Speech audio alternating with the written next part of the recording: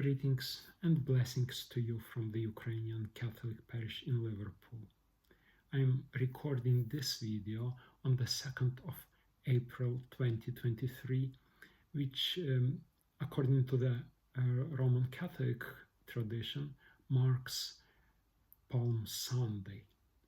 But for the Ukrainian Greek Catholic Church, this is the 5th Sunday of Lent. This is because we calculate Easter differently, using the Julian calendar, not the Gregorian one. This year, we celebrate Easter on the 16th of April.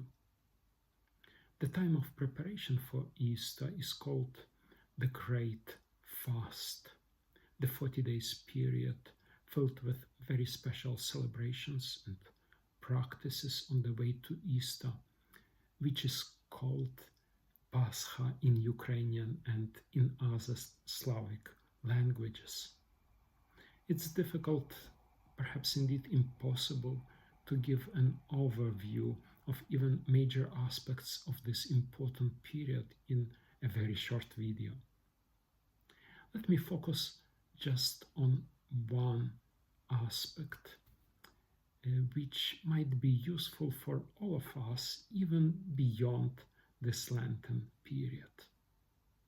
The Church reminds us that we as human beings are susceptible to various distractions in this world.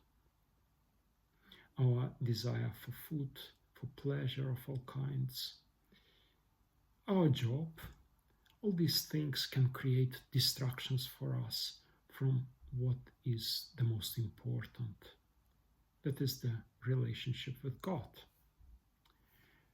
Our true happiness, not momentary one, but the lasting happiness can only be achieved through our relationship with God.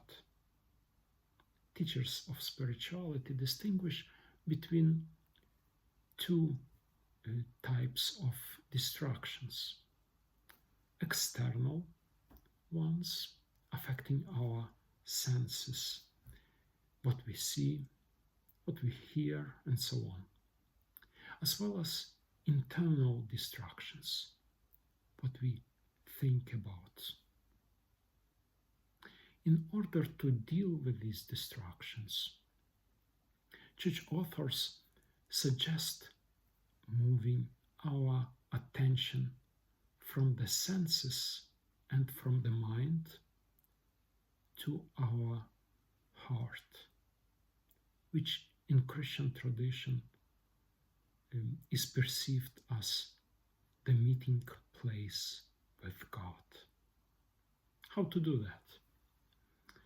Monastic authors recommend repeating often, even constantly, a short formula, a short prayer, which can help us achieve inner peace and put us in the presence of God.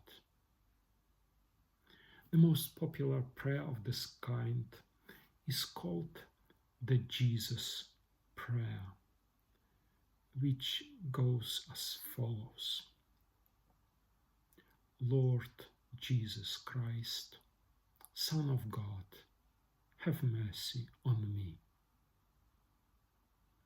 You can say this prayer or repeat it silently in the course of the day, even when you are occupied with your daily duties.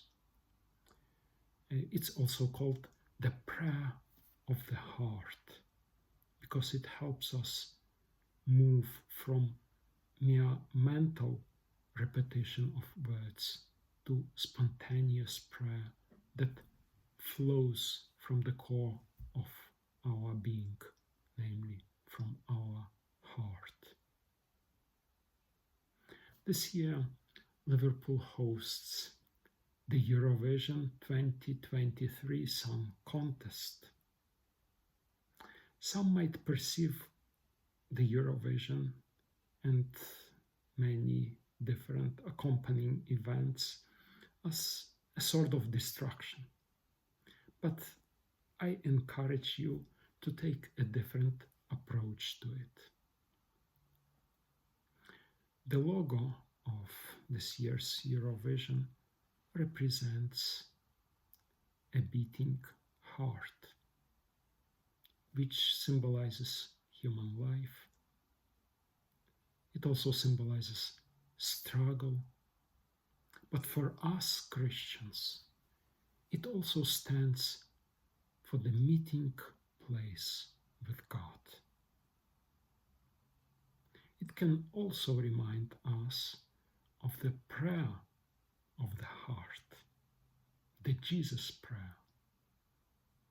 Let me, in conclusion, give you this final piece of advice for the rest of the Lent, for Easter and beyond.